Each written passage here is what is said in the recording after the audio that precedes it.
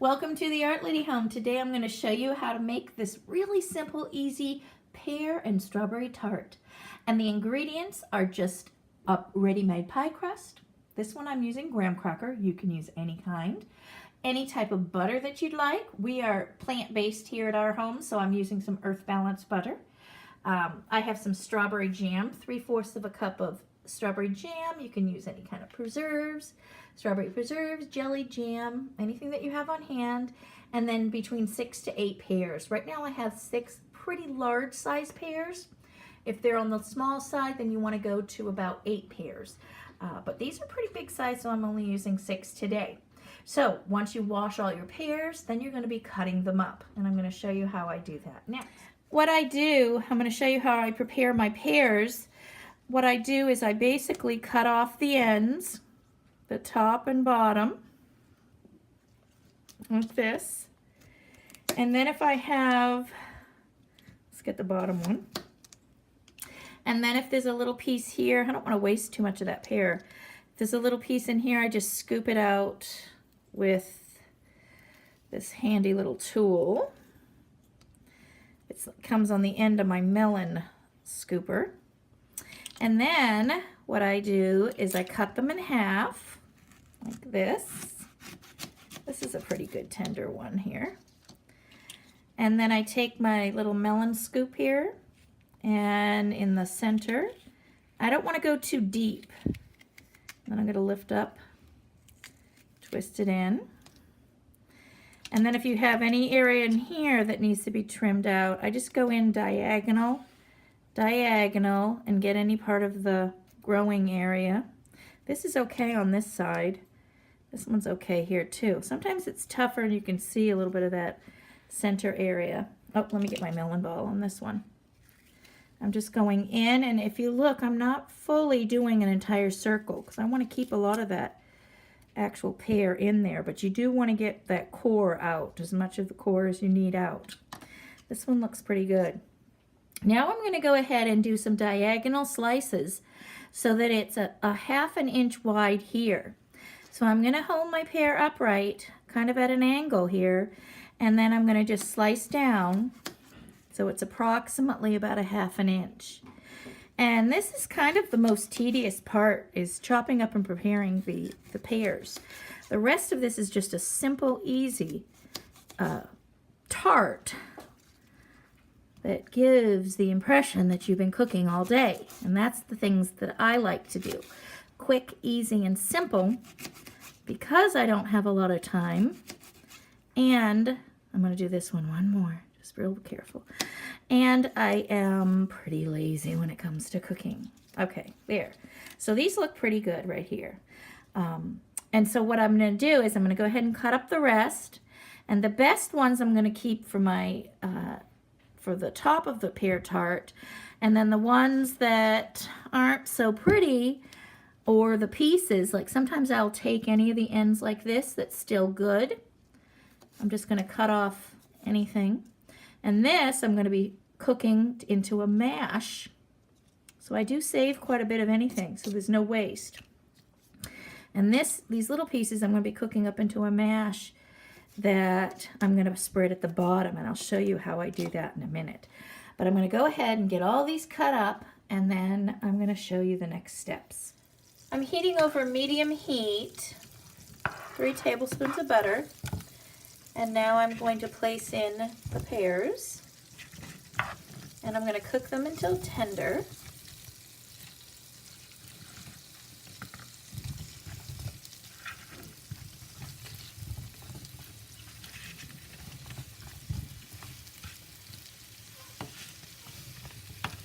I have a pretty large pan here. This is a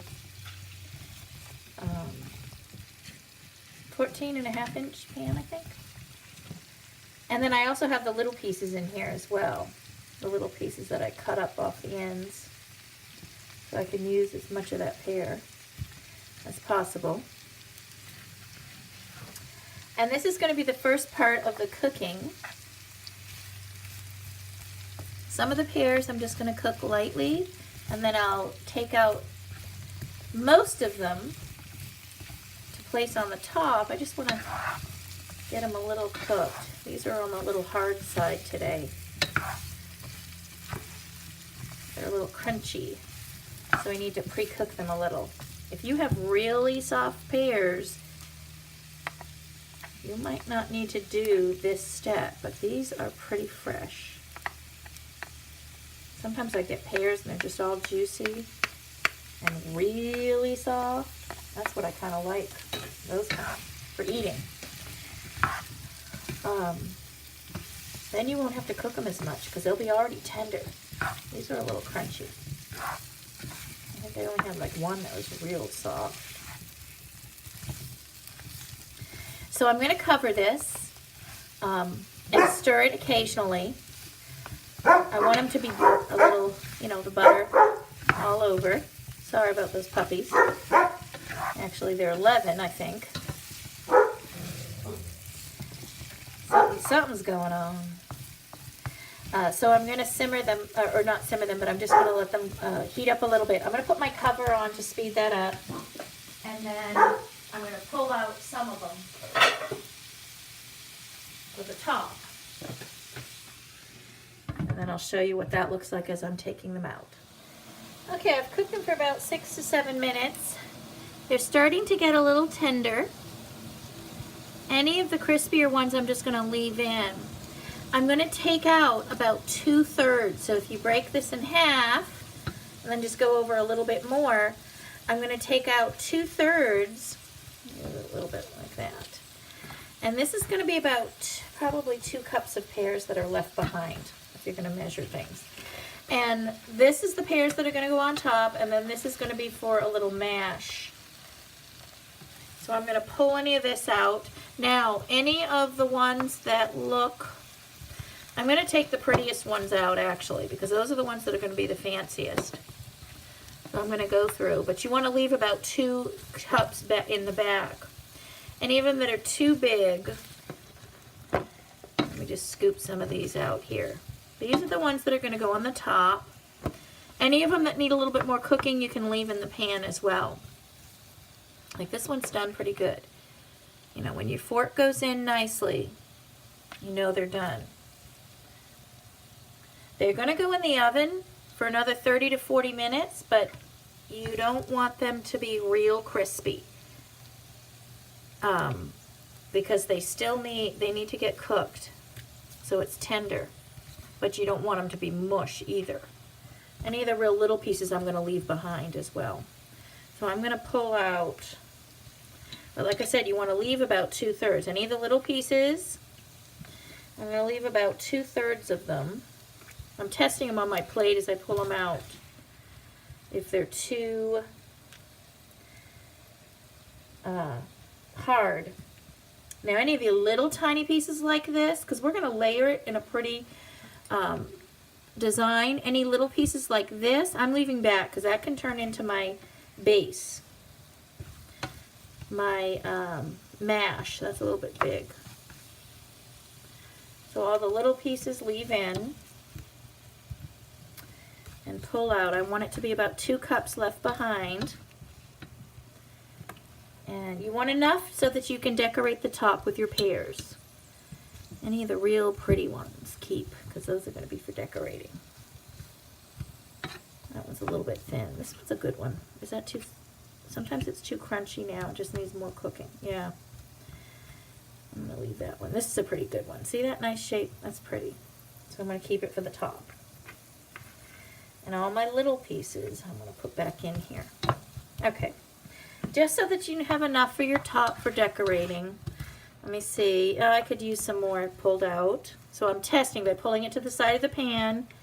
That's me testing to measure my 2 cups here, roughly. This is going to be forming, it's kind of like making mashed potatoes, so we need to cook them a little bit more. And I'm going to lower my heat a little bit. And I'm going to cook them so that this just is real tender.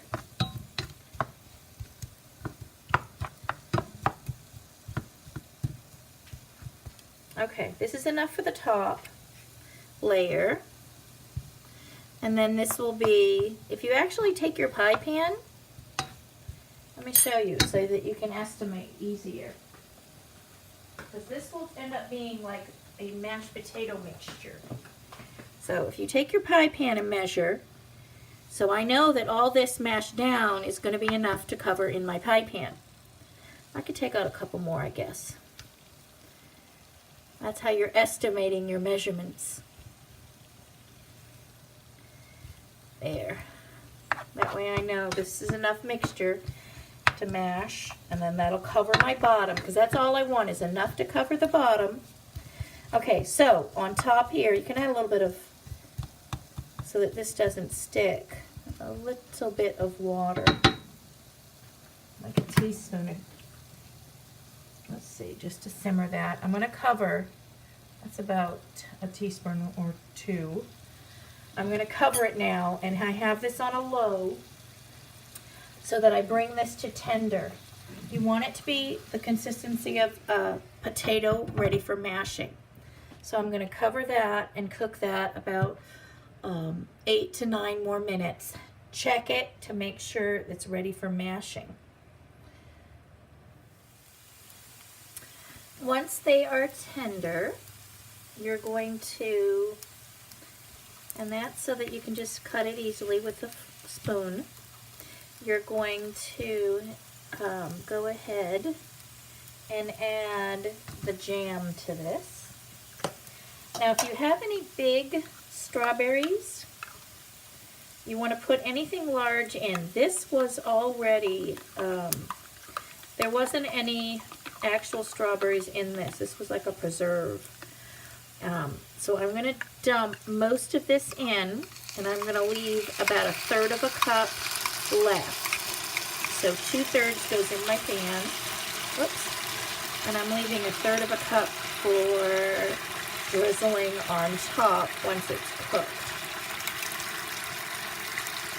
It's a little sticky. If you have any big chunks of jam, like strawberries, if you're using a jam type, you want to put any of the bigger chunks in here so that this can cook. And I'm going to turn my heat right on low. And then I'm going to cover this and let this cook so that the jam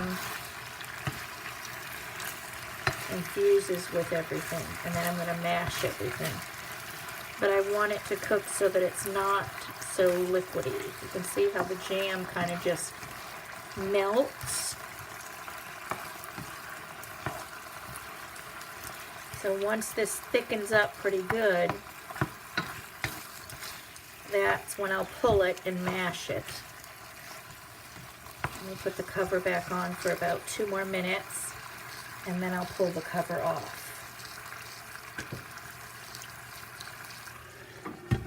Some of them are still a little crunchy. Right now, as it's cooking, what I'm doing is I'm just cutting up some of the pears with the plastic spoon here. And then I know that they're tender enough. The jam liquid is thickening nicely. I had it for about 4 minutes cooking with the cover on, and now I pulled the cover off, and I'm just mashing with my spoon, and I'm going to move it to a bowl in a minute as soon as this liquid cooks off. You can see I only have a little bit more left as it steams. But I'm pre-mashing some just to make sure that it's all nice and tender. And then I'm going to transfer it into my bowl. And yeah, they're all pretty good. And then I'll mash it with a potato masher. But I want that liquid. I don't want it to be real runny, because then it'll sog up that graham cracker crust. I don't want that to happen. I have it just on a low. I might bump it up now that I'm sitting here stirring it. So as soon as all the liquid runs off, then you're ready for mashing. and it gets thicker. That's how you know when it's ready. Now I've transferred it into a smaller container, and I'm just going to simply mash this with a potato masher. Like this. And then once it's all mashed, I'm going to go ahead and spread it on the bottom of the pie shell, and I'll show you what that looks like next.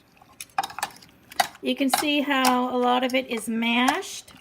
It doesn't have to be the consistency of mashed potatoes. It can be a lumpy, you know, a lumpy mash. You're not going to get it like a applesauce. But you see how I'm just kind of pressing with the fork as I'm mashing? Any bigger chunks? But like I said, it does not have to, because it's still going to be cooking, just to give it like a nice sauce at the bottom.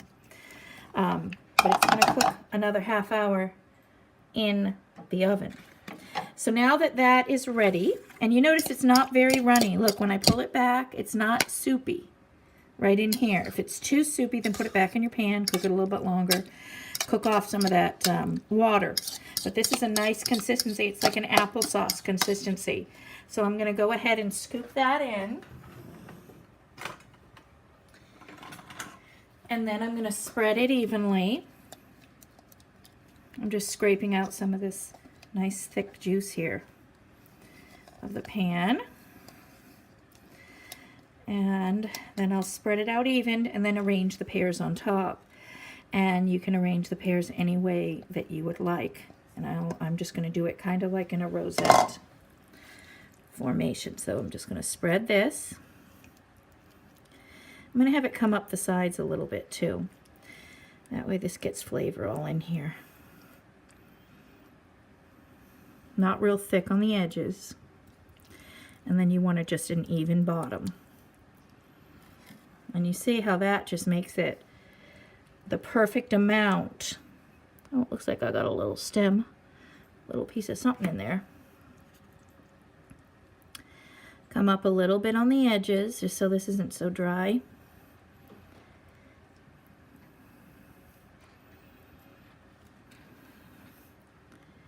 And it kind of looks like apple pie mixture almost. And then evened on the bottom. Oops. This looks a little thicker in here. And now I'm going to go ahead and arrange. Oops, we weren't quite into view, were we? Now I'm going to go ahead and arrange the little pieces. And I'm placing them around the edge first. And I'm doing skin side up. Let's see. Oop. And I'm just going around. And you can see how the skins have kind of turned a little yellowy color. So they went from a greener to a yellow. I just saw a little stem. I'm going to cut that piece off right here. Piece of the center of there. And then continue laying in. And when I lay my next row, let me show you. You don't want it to end the same place. I'm kind of coming up like this.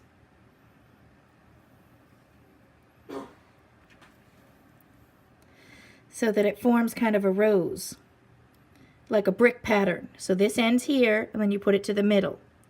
This goes in the middle of that pear, as best you can. Like you can slide this down a little bit more, just to make it a little bit prettier in presentation. And then the next one, my next layers, I go in between those two. So you've got two where they end, and this goes to the middle of that one. As best you can, because sometimes the pears, you know, you vary in size. And I'm coming around. You can see how it's kind of making it a floral look. This one goes in, see where they end? To the middle of that. That's why I said save the best ones. In the beginning I said save the best ones for this display, for the top, because this is what shows.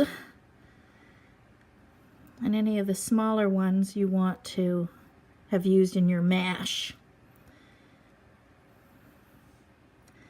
And I'm kind of sitting it so that the pretty outer edge shows. I'm almost to my, oops, I am almost to my center. And I've saved some of the smaller ones for my center so I can bend them. And thinner. That way you can bend them. Here's a little guy, oops. This little guy was really slippery. There he is. And then I have this skinny one here for the middle. And another skinny guy right in here.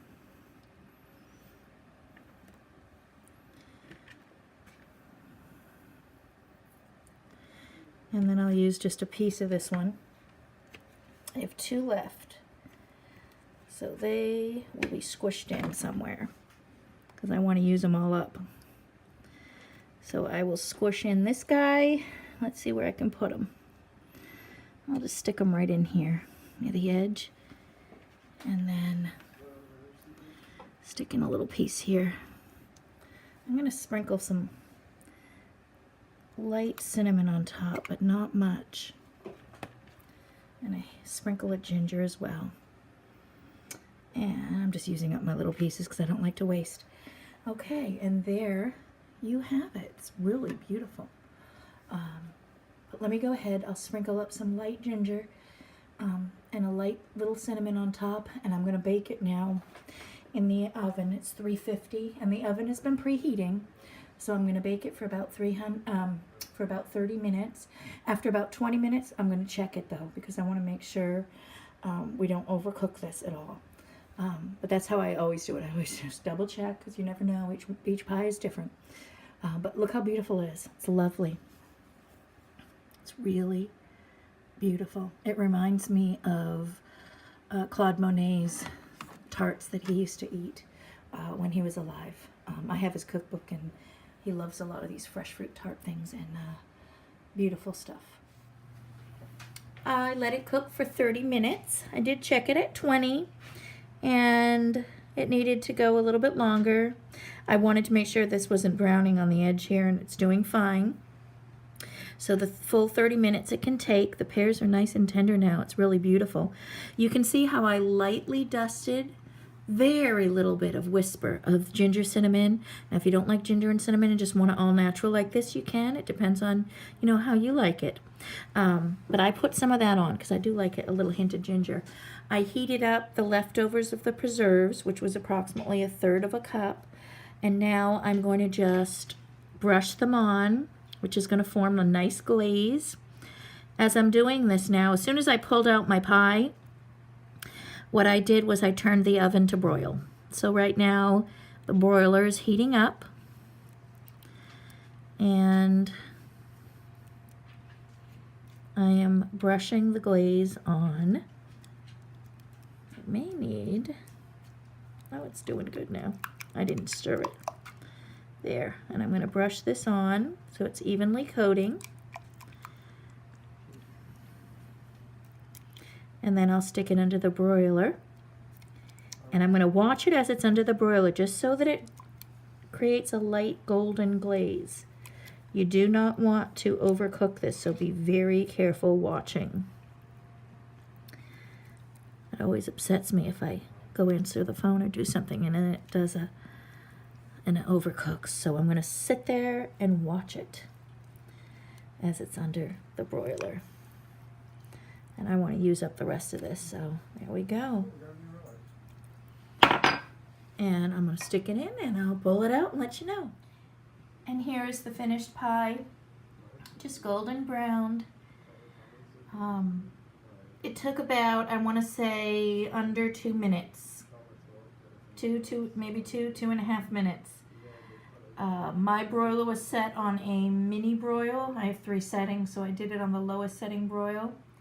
And just when it starts to turn a little bit golden brown, that's when I pulled it. The glaze, you can see how this is starting over here to brown. But that's it. And I hope you enjoy your simple, easy pear strawberry tart.